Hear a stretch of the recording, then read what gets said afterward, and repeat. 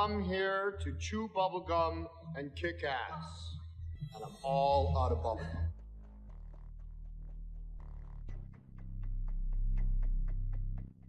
Le film They Live est tenu en très haute considération par tous les fans de conspiration, surtout si vous êtes amateur de cinéma comme moi. Ce film, qui est le Matrix des années 80, dépeint une réalité sinistre masquée, à laquelle la plupart des gens ne veulent pas s'associer, sachant pertinemment au fond d'eux-mêmes que quelque chose ne va pas dans leur monde. Bien que ce film soit très kitsch, il n'en reste pas moins une vraie métaphore de l'utilisation des médias de masse par l'élite mondiale pour garder la population sous contrôle. L'acteur du film, Rowdy Piper, fut remarqué sur Twitter, déclarant à peu près 2 ans avant son décès en 2015 « They Live est un documentaire ». Bien sûr, il plaisantait, en tout cas légèrement, non? Ce film est l'une de ces rares histoires de subversion qui force le spectateur à se questionner sur le monde qui l'entoure. Car en dépit du fait qu'il s'agisse d'aliens morbides, des vérités sont présentées au spectateur du genre de celles auxquelles il est juste fait allusion dans les films mainstream. En fait, si on regarde le scénario en détail, on pourrait penser qu'il y a plus de science que de fiction dans cette histoire. Ces aliens et leurs représentations imaginatives correspondent-ils à un portrait de l'élite mondiale, ceux qui dirigent le monde secrètement, ce que l'on appelle les Illuminati? Passons en revue ce film culte et voyons comment il décrit le règne caché de cette élite. Dès le début, alors que Nada marche dans les rues de Los Angeles avec son sac à dos, le décor d'une ambiance particulière est planté. Quelque chose ne va pas. Il y a comme un air de désastre imminent, la pauvreté est rampante, des hélicoptères quadrillent la ville, et des prêcheurs de rue parlent d'êtres sans âme qui dirigent le monde. Ils ont envahi le cœur et la raison de nos leaders, ils ont recruté les riches et puissants, et nous ont rendus aveugles à la vérité. L'esprit humain est corrompu.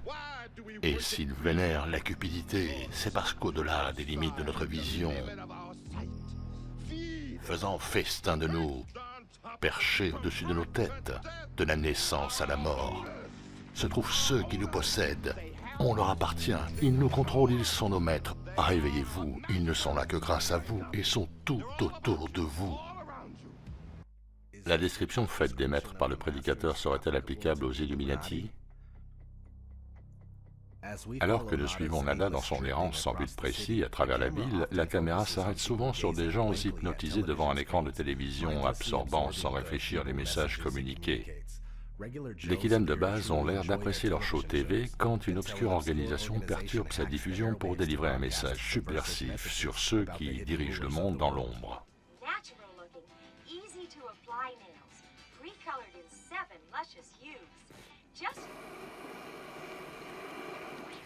Nos impulsions sont canalisées, nous vivons dans un état de conscience artificielle induit qui s'apparente au sommeil. Damn, comment cet enfoiré a pu hacker une 2e fois?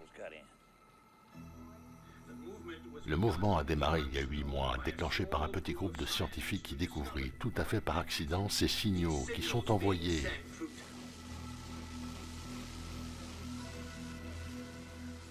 Ça me fiche le mal de crâne.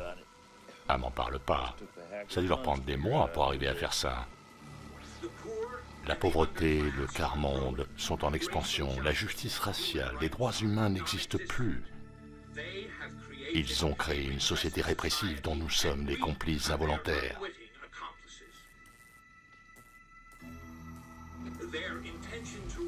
Leur capacité à nous diriger repose sur l'annihilation de la conscience. On nous a bercés d'une illusion semblable à une transe. Ils nous ont rendus indifférents à nous-mêmes, aux autres. Nous ne sommes intéressés que par notre propre jeu.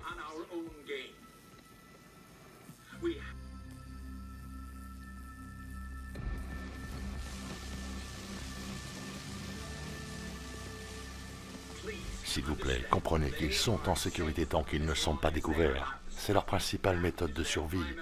Nous maintenir dans un état de sommeil sous sédation et centré sur nous-mêmes. Ceci peut-il être comparé aux Illuminati? Ces kidams de base qui regardent leur show TV se faire pirater ont tous subitement un méchant mal de crâne, la vérité crue étant souvent trop difficile à gérer pour la plupart. Un des kidams change de chaîne en répondant au type de la télé « Enfile-toi-le dans le derrière ». Tout comme aujourd'hui, la majorité des gens ne veut pas entendre parler de ce genre de choses, ils veulent juste retourner jouer avec leur téléphone ou s'affaler devant leur poste télé sans réfléchir.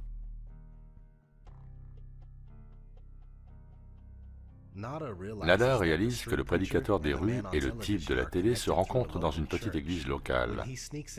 Quand il s'y faufile, il découvre qu'il s'agit en fait du QG d'une organisation clandestine, et sur un des murs intérieurs, on peut y lire « Écrit, ils vivent, nous dormons ». Une phrase qui exprime la différence fondamentale entre l'élite et les masses. Ceux qui détiennent le pouvoir connaissent la réalité de ce monde et disposent de moyens leur permettant de vivre pleinement. La population, quant à elle, est sous sédatifs, nivelée par le bas et transformée en quelque chose de proche du zombie, afin d'être facilement gérable. Nada apprend que l'organisation rebelle cherche à recruter des membres pour défaire les contrôleurs. Cependant, quelques jours plus tard, Nada constate précisément ce qui arrive à ceux qui complotent contre le pouvoir en place.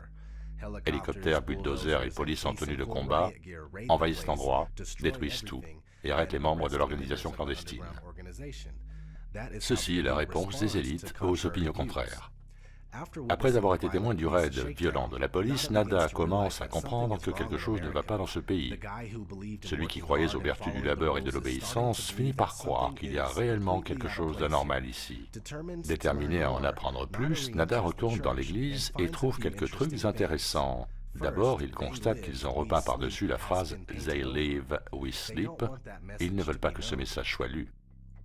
Mais, plus important, il découvre un carton rempli de lunettes de soleil. Alors que celles-ci ont une apparence banale et sans valeur, elles sont en fait pour Nada un cadeau qui n'a pas de prix, la vérité. Quand il porte ses lunettes de soleil, Nada voit à travers l'écran de poudre jeté aux yeux par la publicité et les médias de masse. Il ne voit que l'essentiel de leur message et la signification de leur existence. Quel que soit le magazine qu'il feuillette, il voit toujours les mêmes messages subliminaux, révélateurs puissants du véritable rôle de la célébrité et des magazines de mode. En dépit du fait que ces magazines soient différents, ils servent tous le même objectif, celui de consolider les messages des élites aux masses. Nada comprend également très vite la réalité de l'argent, ce qui donne un tout nouveau sens à la phrase « En Dieu nous croyons ». Le plus choquant pour Nada fut la découverte des gens autour de lui. Certains d'entre eux ne sont pas humains, ils sont d'une autre race qui a infiltré la société. Il réalise qu'ils sont partout et qu'ils occupent les postes à responsabilité comme ce politicien faisant son speech à la télé. Ce pourrait-il être une façon de dépeindre les Illuminati? Quand les aliens se rendent compte que Nada les a démasqués, ils alertent immédiatement les autorités en disant « J'en ai un qui peut voir ». Voir n'est évidemment pas apprécié des aliens, qui n'aiment pas être exposés. Nada devient rapidement un paria social, et les aliens commencent à le cerner. « Ouh, j'aime pas ça du tout ». Nada et tous les autres de la ville sont constamment sous contrôle via des engins de surveillance sans pilote équipés de caméras et bizarrement similaires aux nouveaux drones qui fleurissent actuellement un peu partout dans le monde. Les caméras de surveillance volante étaient considérées comme de la science-fiction en 1988. Elles sont maintenant une réalité. Le concept d'apercevoir la vérité à travers des lunettes de soleil est une manière subtile de pointer l'importance de la connaissance dans la vision que chacun a du monde. Deux personnes peuvent regarder la même chose et cependant percevoir deux réalités très différentes selon leur niveau d'information, leur niveau de connaissance.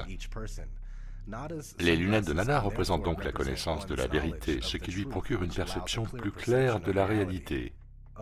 Dès qu'il apprend cette effroyable réalité du monde, Nada ressent le besoin de partager cette information vitale avec son ami Frank. Il comprend néanmoins très vite que certains ne veulent pas entendre la vérité. En fait, beaucoup deviennent même agressifs et se sentent offensés à une simple allusion à celle-ci.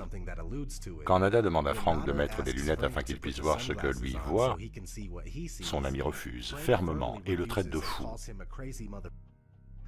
Nada fait alors cette réplique. Soit tu mets ces lunettes, soit tu bouffes cette poubelle. Suivi d'une des plus longues scènes de combat, one-to-one, qu'il m'ait été donné de voir, une scène qui traîne tellement en longueur qu'elle en devient absurde et même comique. Mais au-delà du ridicule apparent, il est clairement souligné ici la réelle difficulté de réveiller le commun des mortels, de le faire sortir de son ignorance sereine.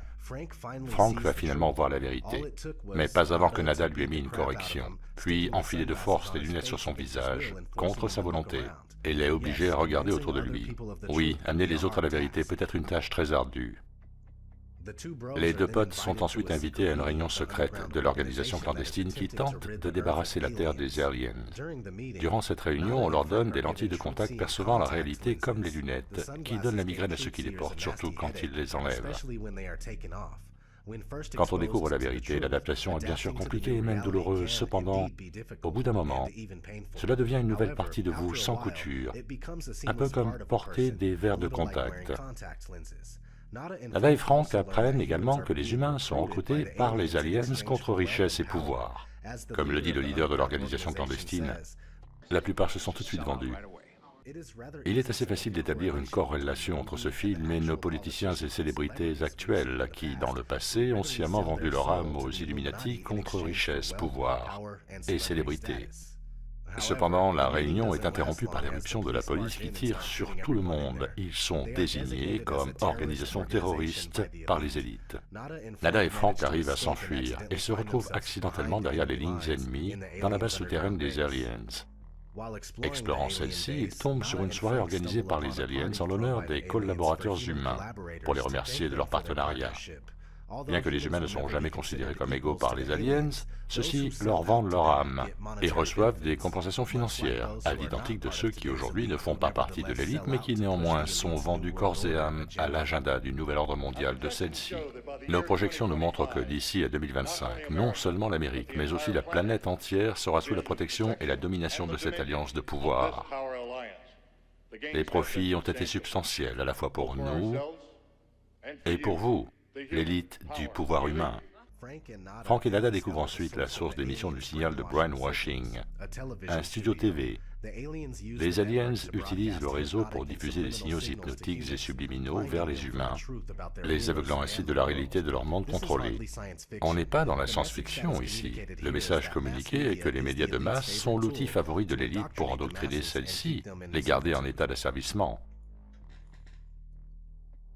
Nada comprend que la seule manière de sauver l'humanité de l'emprise des aliens est d'aller sur le toit du bâtiment abritant le studio TV et détruire l'émetteur de messages subliminaux déguisé en antenne parabolique. Endoctriner les masses serait beaucoup plus difficile sans le contrôle des médias grand public exercé par l'élite. Nada et Frank font donc feu à tout va en direction du toit, ce qui n'est pas chose facile. Puis Nada rencontre Lee Thompson, un cadre supérieur de la chaîne Câble 54, alors qu'il commence à se déchaîner. Bien qu'elle semble sympathique au début, elle tente de le fourvoyer, de le tromper, et même de le tuer pendant sa course. Elle finit par éliminer Frank d'une balle dans la tête. Elle est l'équivalent d'un agent de désinformation tentant d'empêcher toute résistance à l'ordre établi. Quand Nada a l'air de s'énamorer, elle se débrouille toujours pour créer des problèmes. Pendant la réunion de l'organisation terroriste, Holly s'infiltra dans le groupe comme sympathisante et affirma que Câble 54 était propre et n'était pas la source du signal alien, ce qui est mensonger et trompeur. De nos jours, la désinformation est largement utilisée pour maintenir dans la confusion, induire en erreur, ceux qui tentent de découvrir la véritable nature de notre monde. Alors que Nada se dirige à grands pas vers le toit du bâtiment du studio, Holly apparaît à nouveau prétendant vouloir l'aider. Elle n'est néanmoins qu'en train d'essayer de le tuer avant qu'il n'accomplisse sa mission. Elle est donc un autre humain vendu aux aliens, qui l'utilise pour faire avorter toute tentative d'humain non corrompu de se libérer lui et les autres. Nada réussit finalement à détruire l'émetteur de signaux aliens et sauve donc l'humanité, mais il finit par être tué par un policier au cours de ce processus. Il devient donc ainsi la quintessence de l'héroïsme en sacrifiant sa vie pour le bien supérieur de l'humanité. Malgré que cela lui coûte la vie, Nada ne regrette visiblement pas d'avoir exposé les aliens au monde entier. Dans son dernier souffle, il leur fait un cadeau de départ unique. Maintenant que l'antenne parabolique est détruite, les masses sont capables de voir le monde tel qu'il est. Le visage laid des aliens apparaît alors sur tous les écrans télé du monde entier. Partout, les téléspectateurs réalisent que ceux qui leur présentaient les news sont aussi ceux qui les contrôlaient.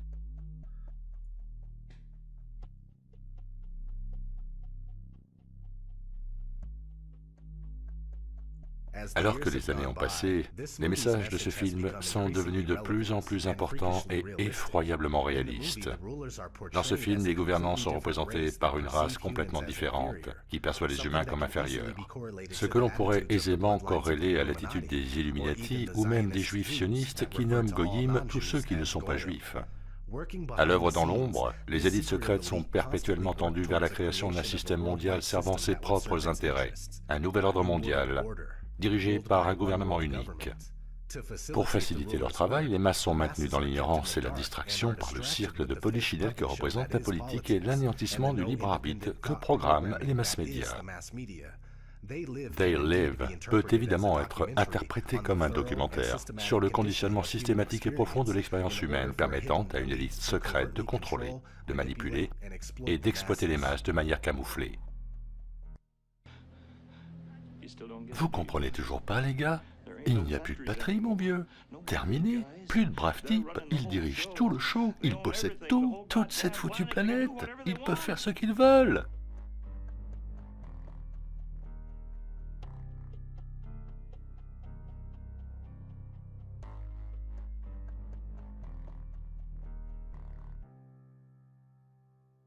John Carpenter, le réalisateur de ce film, aurait dit « Ceux qui vont au cinéma en grand nombre aujourd'hui ne veulent certainement pas être éclairés.